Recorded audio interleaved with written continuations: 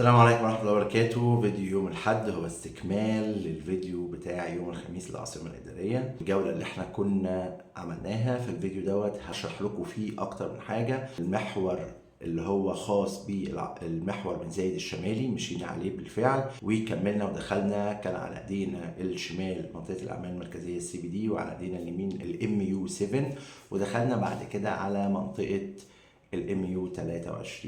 صورت من المول المحل وصورت لكم المحل هتشوفوه دلوقتي من جوه وهتشوفوا الفيو بتاعه عامل ازاي. وفي نفس الوقت بعد ما خرجنا من المول مشينا وطلعنا استكمالا من محور بن زايد الشمالي لحد ما خرجنا من العاصمة الإدارية الجديدة. الفيديو دوت مع الفيديو الأولاني شرح لكم رحلة سريعة في 2025 اللي موجود في حاجات كتير قوي هتبقى ناقصة، ألا وهي منطقة الR7 الR8 المستثمرين، منطقة المستثمرين، منطقة الحي المالي، منطقة الحي الحكومي. المناطق دي كلها هننزل نلفها ونخش من جوه. الارات كلها الأحياء السكنية R1 R2 R3 R4 R5 R6 الحاجات دي كلها R7 R8 كل الكلام دوت ان شاء الله نحاول ننزل من على الطبيعه، نخش نشوف الشركات عملت ايه، وصلت ايه، مين اللي اشتغل، مين اللي ما اشتغلش، مين الكويس، مين اللي مش كويس، مين اللي كمل، مين اللي ما كملش. الحاجات دي نحاول نوصلها لكم. في نفس الوقت لو هتاخدوا فيها اي قرار خدوا من ناس موثوقه يا جماعه. يلا بينا ننزل نشوف الفيديو على الطبيعه بحيث ان انتوا تبقوا عارفين التفاصيل ديت، وان شاء الله يعجبكم، وان شاء الله نستمر في الفيديوهات القادمه سواء كانت في العاصمه الاداريه الجديده او القاهره الجديده، التجمع الخامس، منطقه بيت الوطن وما يشابهها من مناطق زي شمال الرحاب، نرجس الجديده، اللوتس القطاع الرابع. المناطق دي من ارض الواقع. دمتم بخير. كان معكم محمد المهدي. اتفضلوا نشوف الفيديو. من عندنا من المكتب وادينا ماشيين هنمشي على محور بن زايد الشمالي عند المحور المركزي. ده الميدان وده الماسة. هنمشي كده في وشنا على طول جنب فندق الماسة. في حاجات طبعا اتعملت وفي مولات اتقفلت وفي دنيا. هنيجي نصور لكم الحاجات ديت ونوريها لكم ان شاء الله على الطبيعة. بس انا بصراحة رايح MU23. هبص برضو بصة سريعة على المحل واشوفهم وصلوا لايه. بس انا بصراحه في الاداري انبسطت الحمد لله والشكر لله، لله الفضل والمنه. لان انا كنت واخد المكان دوت ومش حاطه في حساباتي بصراحه، يعني انا مش واخده وهدفي اللي انا ابيعه او هدفي اللي انا، لا انا هدفي يبقى ليا حاجه في العاصمه او مكان خاص بيا استقبل فيه ضيوفي او اي حد محتاج يزورني او اي حد محتاج استشاره قانونيه. ما احنا عارفين ان العاصمه هي تعتبر المستقبل، بعيد شوية لكن جاي خلاص. شئت أم أبيت العاصمة مستقبل جاي. اتعمل فيها شغل كبير جدا مع نقل الناس ونقل المدارس والحركة والحياة والتوسعات والتميز الخاص بالفسح والحاجات اللي هتتعمل. هتبقى منطقة جذب كويسة أوي. طبعا احنا الساعة دلوقتي 5:15، فهتلاقي دي منطقة الغروب، احنا اتجاه الغرب. انا اللي عجبني عندي في المكتب ان هو اتجاه الشمال بحري، نفتح الشباك ما نحتاجش التكييف، بس هو طبعا هيبقى فيه تكييف مركزي. المهم احنا ماشيين دلوقتي على محور بن زايد الشمالي، وادي منطقه الاعمال المركزيه والبرج الايقوني. هنخش عند CBD وندخل منها على منطقه MU23 ان شاء الله. هنطلع على المكان اللي انا هبص عليه برضو. هي رحلة سريعة حبيت انزل اشوف فيها العاصمة، حبيت اشوف الدنيا وصلت لايه. طبعا لو رحت على الحي الحكومي هلاقي ناس وهلاقي دنيا، بس انا النهاردة ما صورتش الحي الحكومي ولا الحي المالي، صورته بس من فوق من المكتب. وريتكم الفيو من بعيد، يعني وريتكم فيو مسجد مصر، وريتكم محطة المونوريل اللي قريبة مننا. الشمس بقى ضاربة فمعذرة، لكن انتوا متخيلين معايا بقى اتجاهات الغروب والشروق الكلام ده. لو كنت طبعا الصبح كانت الشمس هتبقى في ظهري كالشروق. مساجد اهيت اعتقد هيتم التشغيل خلاص، احنا قربنا. انا بقول لكم قناعتي 2030 العاصمة شأن تاني، العاصمة شأن تاني. انا حتى في بيت الوطن لما كنت بقول للناس اتاخر قد كذا او كذا ما كانش حد بيبقى مصدقني، بس اهو بانت اهي وظهرت. يعني انا قلت في بيت الوطن التشغيل مش هيبقى قبل 2027، وفعلا في حاجات هتبدا 27 لسه، وحاجات ممكن تكمل كمان، بس هتبقى اشتغلت ان شاء الله. احنا عندنا اهوت منطقه السي بي دي في مول طلع. احنا المفروض يا استاذ حسين هنخش يمين، فبراحتك، لان احنا هنخش في منطقه تدخلنا على محور الامل على 123، فالمفروض تلاقي بطيء او فتحه تدخلنا من على اليمين. ادي دوت اهوت، ما اعرفش ده كان بتاع مين، بس هو ما شاء الله. الار 3 هناك اهيت، دي الار 3 العمارات اهيت. احنا هندخل ما بين الار 2 والار 3، هندخل ما بين الار 2 والار 3. منطقه السي بي دي لسه برضو شويه. طبعا منطقه السي بي دي داون تاون دي محطه تانية من محطات المونوريل اللي هتنزل عند اللي بتخدم المحور المركزي والسي بي دي. طبعا زي ما احنا ماشيين على محور المزايد الشمالي، وادي منطقه النهر الاخضر، في حاجات خلصت فيها وفي حاجات لسه التشغيل فيها. هندخل يا استاذ حسين من الدخله اللي على اليمين ديت،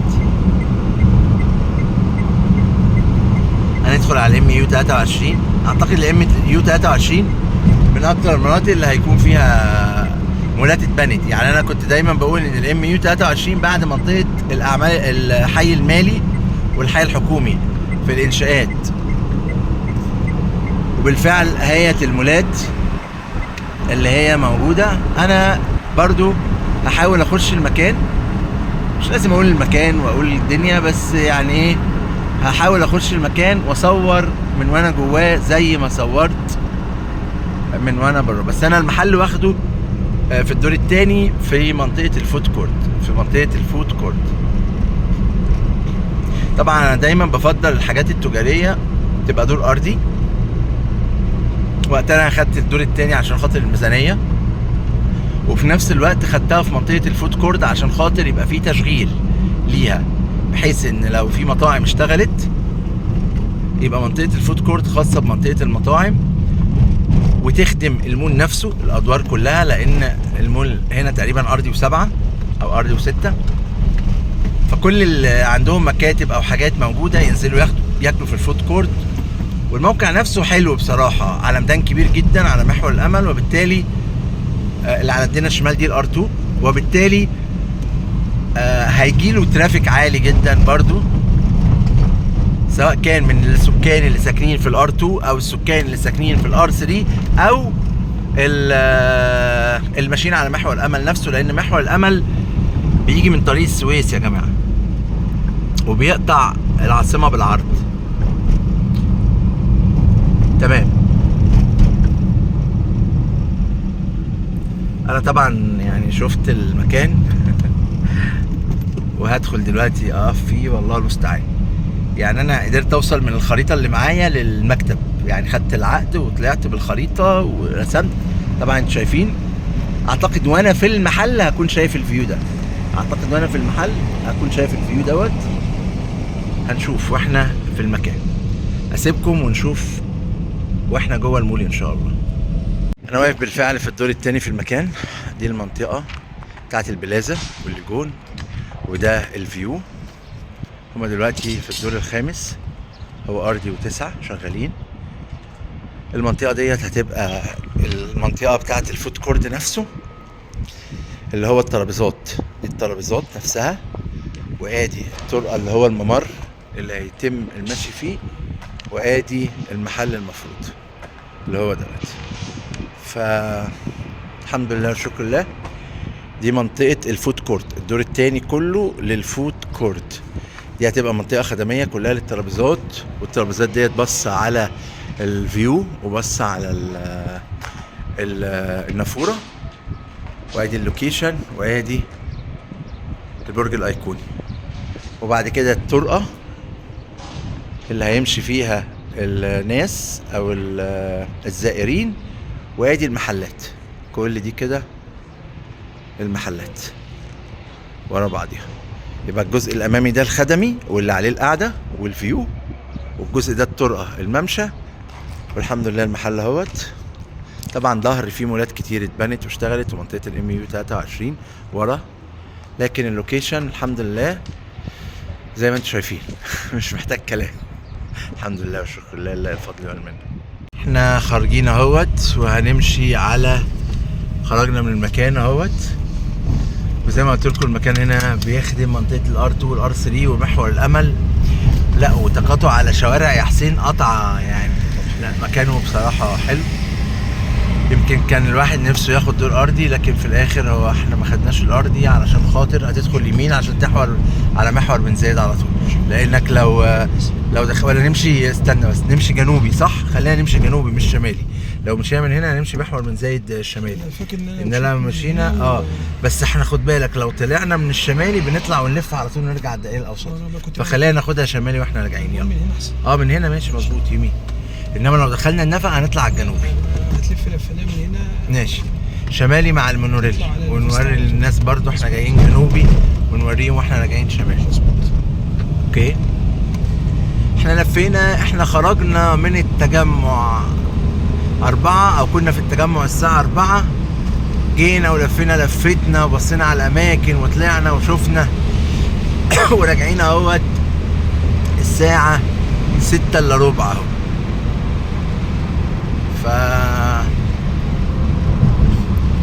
محطات المونوريل بقى هتقابلنا هنا، لان المونوريل ماشي في التجمع الخامس على شارع 90 الجنوبي، جاي على شارع 90 الجنوبي في التجمع في القاهرة الجديدة، ماشي كل 90 الجنوبي، وبعد كده داخل على اللوتس محور النوادي.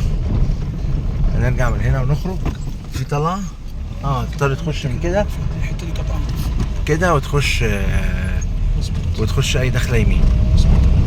ادي المونوريل دول عاملينه كمنظر جمالي يعني ولا حاجات خاصة بالصرف؟ ماشي. المهم هنطلع من الحتة دي يا استاذ حسين المفتوحة دي. محور الامل من ام يو 23. معظم المولات بدأت تظهر. ام يو 23 معظمها فعلا مولات، واللي هي تعتبر اتبنت، وانا واقف فعلا شفت المولات، ويمكن شفت مول جنب المول بتاعي متقفل الازاز بتاعه. العاصمة الإدارية جاية، محتاجة صبر ومحتاجة فهم ومحتاجة اختيار سليم يا جماعة. يعني احنا ما نجريش ورا مغريات، يمكن اعتقد عندي في المحل اتأخروا شوية عن المعدل الزمني، يمكن المكتب لا ما تأخروش عن المعدل الزمني، ماشيين بالسرعة المناسبة. المحل اتأخروا شوية عن المعدل الزمني، لكن انا بشوف ان هم انجزوا عن غيرهم برضو، فالله المستعان. ده النهر الاخضر، جناين خضراء كتير اهوت، وادي محطة مونوريل. برضو في محطة مونوريل قريبة من الام يو 23، مسافة مش كبيرة يعني، ممكن اقرب حاجة تنزل هنا او تنزل في المحطة بتاعت، في محطة تانية بعدها عند السي بي دي بتاعت برج الايقون، في محطة قدام يعني، دي او ديت هتبقى اقرب للام يو 23. الاثنين يعتبر نفس المسافة. ادينا راجعين في السكه، بس ماشيين على محور بن زايد الشمالي. يمكن محور بن زايد الشمالي مش بنظافه محور بن زايد الجنوبي كانتهاء من طريق. محور بن زايد الجنوبي متخطط الطريق، اعتقد هم لسه هيظبطوا حاجات في محور بن زايد الشمالي لما الدنيا تشتغل وتتحرك كده. النهر الاخضر اهو مظبوط، كل ده شغال. اعتقد ده له دخول دلوقتي، رسوم دخول وحاجات معينه، لكن انا كمحمد بصراحه انبسطت. دي الار 1 يبقى الار 2 والار 3 والار 1 على نفس الليفل. عامل فيديوهات انا عن المناطق ديت ودخلت جواها وصورتها، تقدروا تشوفوها، وان شاء الله هنكمل ونعمل فيديوهات في المرحله الجايه برضو.